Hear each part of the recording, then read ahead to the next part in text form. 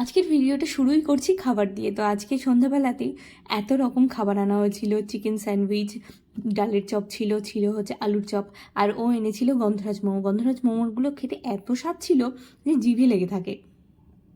আর এর সঙ্গে ছিল মেয়োনিজ আর ছিল হচ্ছে চিলি সস। চিলি সসটা ভীষণ সুন্দর আর মেয়োনিজটাও। তো গন্ধরাজ মোমোর টেস্টটাও খুব ভালো ছিল। আর এই দিন হচ্ছে আমার অলরেডি হাত ভেঙে গেছে, হাত দেখুন ফুলে পুরো একদম ঢোল হয়ে আছে। তো এরপরে আমরা গিয়েছিলাম হচ্ছে ডাক্তারের কাছে প্লাস্টার করাতে। আর দুপুরে হয়েছিল প্রবল বৃষ্টি, দেখুন চারিদিকে পুরো ভেসে যাচ্ছে। মা এনেছিল কাঁঠাল। তো এই কাঁঠালটা মা মামাবাড়ি থেকে এনেছিল। ওই কাঁঠালটা পেকে গেছে, তাই আজকে কাঁঠাল তুলে দিল আমাদের সবাইকে, তা আমরা খেয়ে নিলাম।